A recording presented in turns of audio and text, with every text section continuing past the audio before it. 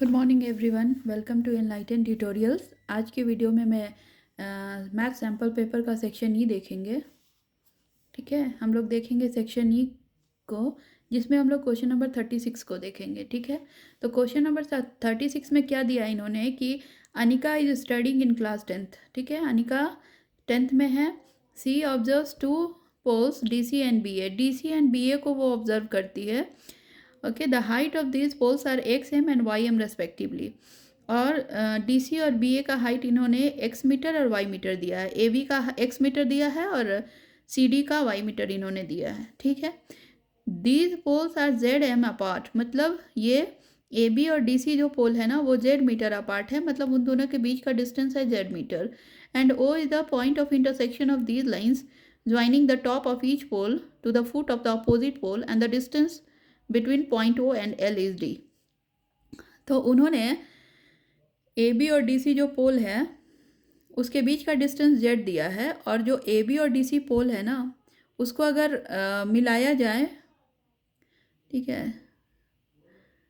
Okay, so the point of intersection of A B and D C pole, तो poles z metre apart and O is the point of intersection of these lines.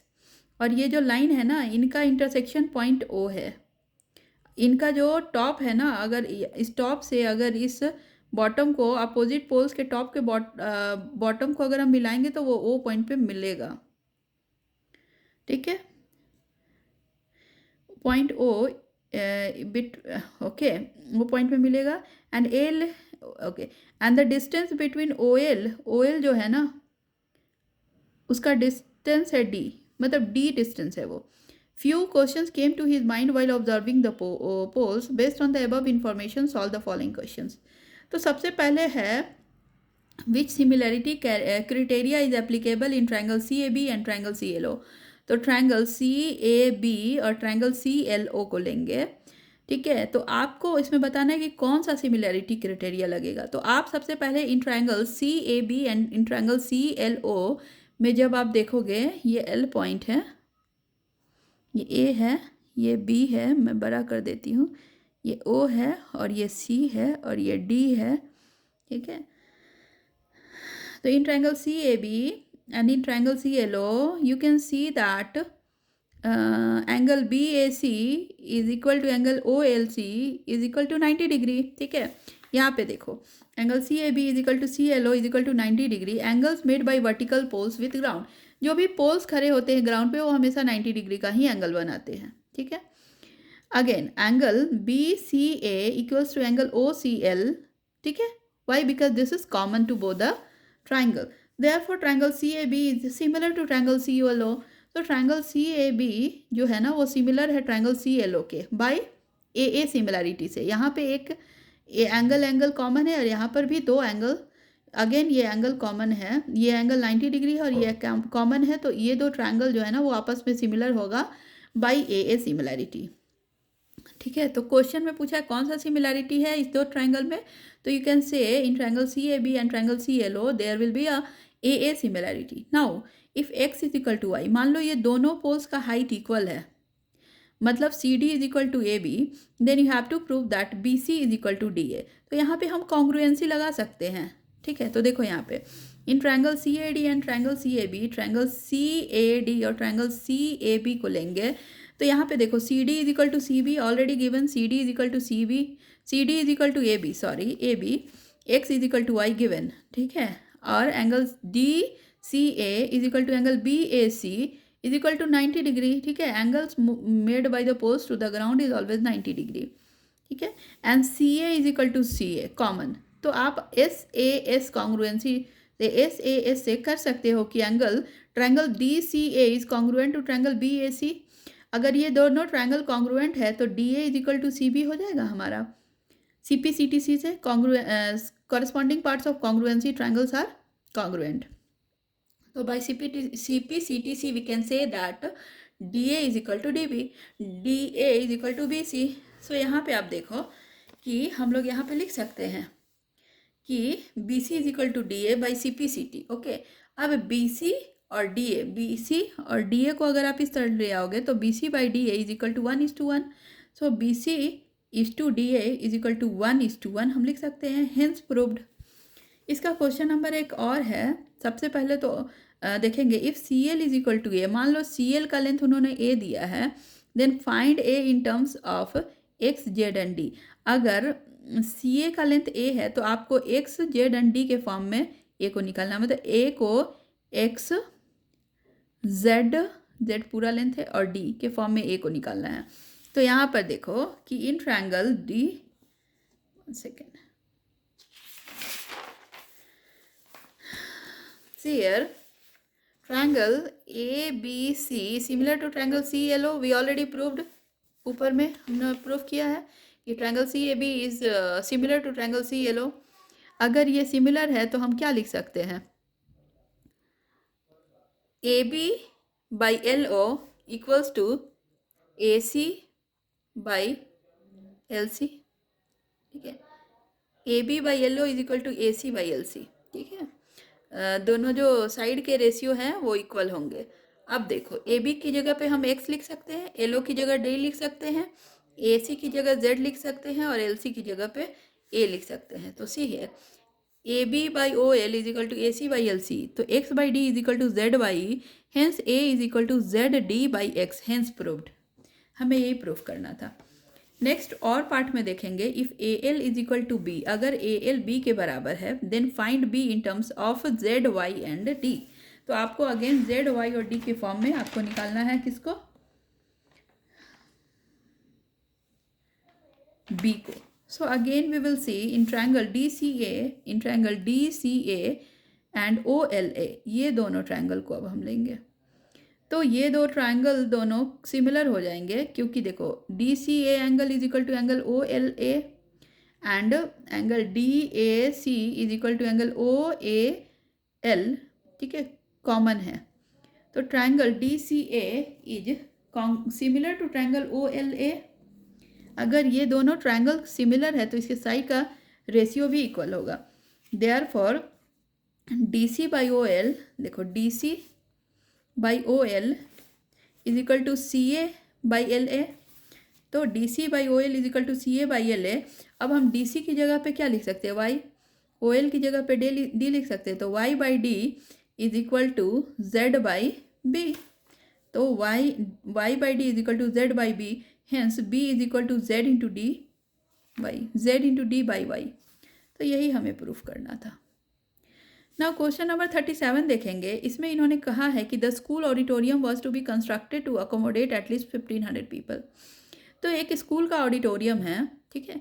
Auditorium में ऐसे construct किया गया है उसको कि 1500 उसमें लोग बैठ सकते हैं, ठीक है। और ये जो ऑडिटोरियम है ना उसमें चेयर्स जो है ना वो कॉन्सेंट्रिक सर्कुलर अरेंजमेंट में अरेंज है।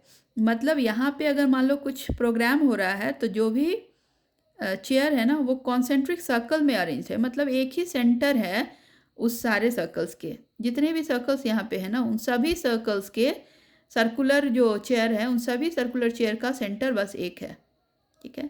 The chairs are to be placed in concentric circular arrangement in such a way that each succeeding circular rows has 10 seats more than the previous one. तो अगर मान लो कि फर्स्ट रो में n number of chair है तो second वाले में n plus 10 हो जाएगा, थर्ड रो में n plus 10 plus 10, fourth row में n प्लस 10 प्लस 10 प्लस 10। मतलब अगर फर्स्ट में n है तो सेकेंड में n प्लस 10 है, थर्ड में n प्लस 20, फोर्थ में n प्लस 30 है, लाइक दैट। अब इन्होंने पूछा है कि if the first circular row has 30 seats, मान लो फर्स्ट सर्कुलर रो में 30 सीट्स हैं तो how many seats will be there in 10th row. तो 10th रो में कितने सीट्स होंगे, तो you can add first to 10th, 10 10 10 10 ऐसे आप ऐड कर सकते हो। नहीं 10 10 नहीं, ये n है तो इसमें अगर फर्स्ट रो में अगर n है तो सेकेंड में n प्लस 10 हो जाएगा और थर्ड में n प्लस 10 प्लस 10 हो जाएगा, ठीक है। तो आपके लिए आप इसको देखो, आप इस फॉर्मूला पे इसको डाल सकते हो कि since the number of seats in each succeeding circular row is 10 more than the previous one, it can be concluded that the number of seats in the circular rows forms an AP sequence। तो ये जो number of seats है हर circular रो में वो एक arithmetic progression sequence बना रहा है। अब देखो फर्स्ट रो में 30 नंबर ऑफ सीट्स है तो A1 को हम लोग 30 मान लेंगे, डिफरेंस डी है, मतलब हर दो रो के रो में 10 सीट्स का डिफरेंस है। हर जो एडजेसेंट जो रो हैं उनके बीच में 10 सीट्स का डिफरेंस है। तो हमें 10th रो में कितने सीट्स है वो कैलकुलेट करना है।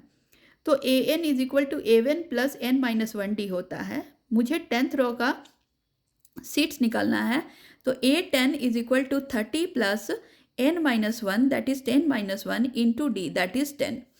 तो A10 30 plus 9 into 10 that is 120 seats होंगे 10th रो में। Got it?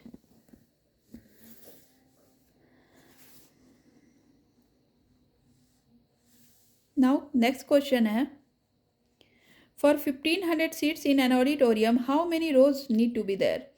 अगर मान लो कि 1500 सीट्स के लिए कितने रोज होंगे, टोटल 1500 पीपल बैठ सकते हैं, मतलब 1500 सीट्स है, राइट। अब इन 1500 सीट्स के लिए कितने रोज होंगे, तो सी हमें पता है कि S N is equal to, ठीक है, S N is equal to N by two into 2a plus N minus one D.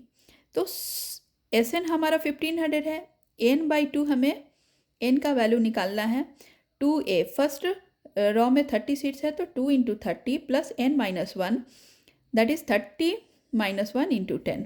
तो अब आप इसको कैलकुलेट करोगे तो 1500 इंटू 2 दैट इज 3000, और इसका कैलकुलेशन आएगा 50n प्लस 10n स्क्वायर। अब इसको आप क्या लिख सकते हो, 10n square plus 50n minus 3000, आप उसमें से 10 कॉमन निकाल दोगे तो n square plus 5n minus 300 equals to 0 आएगा।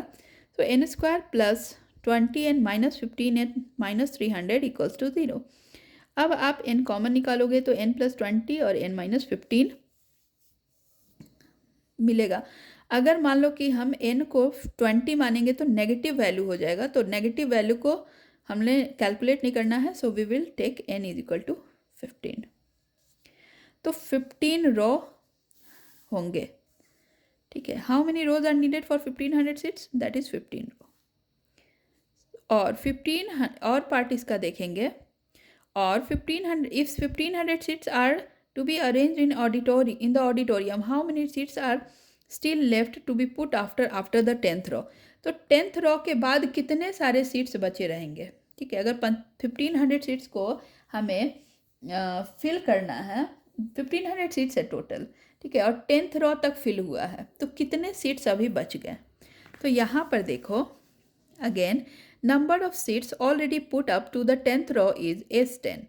तो S10 हमारा क्या है, 10 by two into 2a plus n minus one D. तो 10 n by two that is 10 by two, 2a हमारा 30 है, तो 2 into 30 plus n minus one हमारा 10 माइनस वन, और d हमारा 10 है।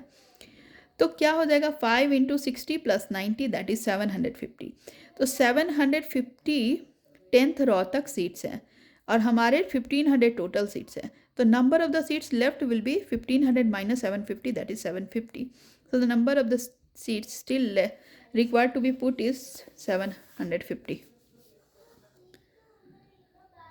ठीक है। इसका थर्ड पार्ट देखेंगे, if there were 17 rows in the auditorium how many seats will be there in the middle row। अगर वो बोल रहे हैं कि टोटल अगर 17 रोज होते हैं तो मिडिल रो में कितने सीट्स होते हैं, ठीक है।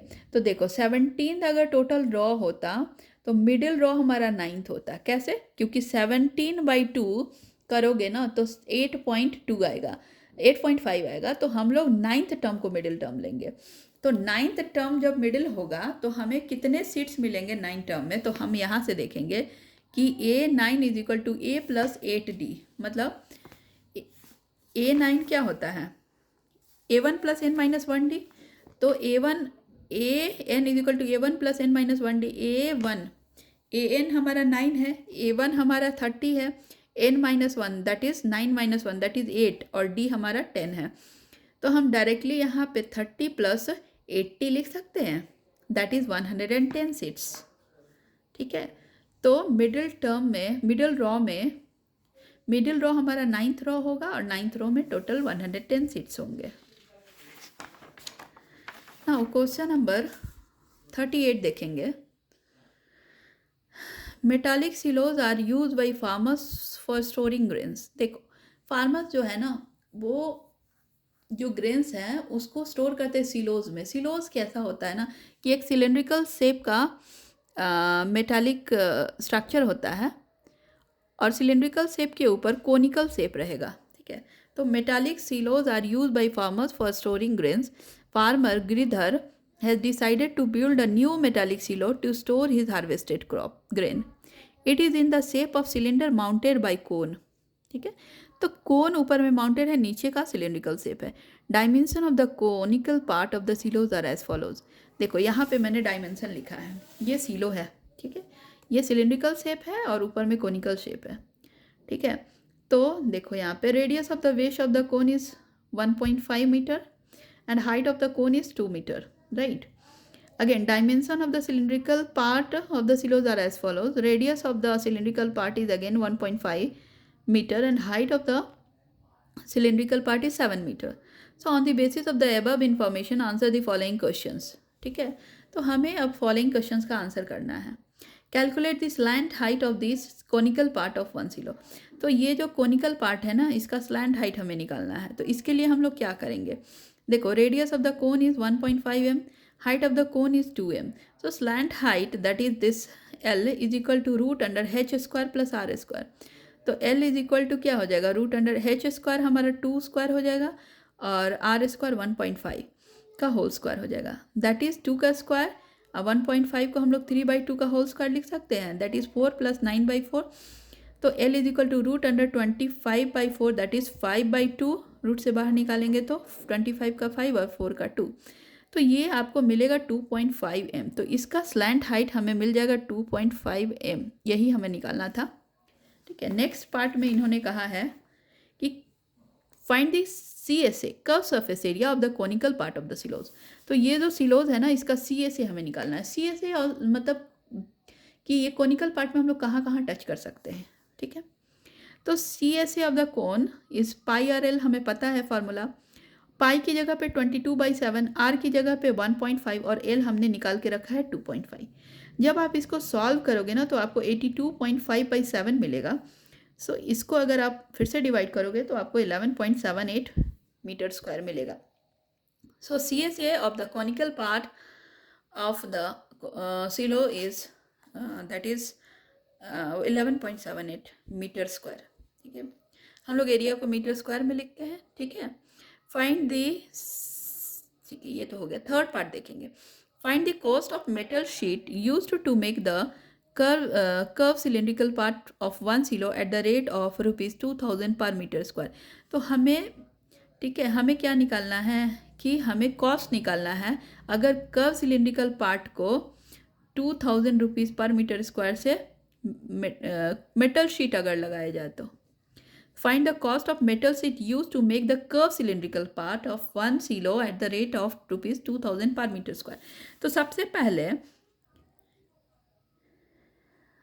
पहले हमें CSA निकालना होगा सिलेंड्रिकल पार्ट का।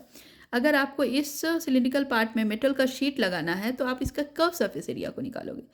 कर्व सरफेस एरिया कैसे निकालेंगे, तो सबसे पहले radius of the cylinder is 1.5 metre, height of the cylinder, देखो रेडियस 1.5 मीटर दिया है, हाइट दिया है इन्होंने 7 मीटर। तो अब हम CSA निकालेंगे। CSA is equal to 2πRH, ठीक है। 2 × 22/7 × R is 1.5 × H is 7, that is 2 × 22 × 1.5 that is 66 metre square. तो हमें इसका CSA मिल गया है, दैट इज 66 मीटर स्क्वायर। और उन्होंने बताया है कि 1 मीटर स्क्वायर के लिए 2000 रुपीज़ लगेगा। तो 66 मीटर स्क्वायर के लिए उनको कितना रुपीज़ देना होगा, तो 66 मीटर स्क्वायर के लिए उनको 2000 × 66 दैट इज ₹1,32,000 रुपीज़ देना पड़ेगा अगर उनको सिलेंड्रिकल पार्ट को मेटल शीट उसमें लगाना है तो, ठीक है। नाउ इसका क्वेश्चन नंबर 3 देखेंगे, लास्ट और पार्ट का है ये third. Find the total capacity of one silo to store grain. अगर मान लो वो जो सिलो है ना वो कितना स्टोर कर सकता है ग्रेन, ये निकालना है हमें। तो हमें कैपेसिटी के लिए वॉल्यूम निकालना होगा। तो we have to calculate the volume of cylindrical part plus conical part of the silo. So let us C.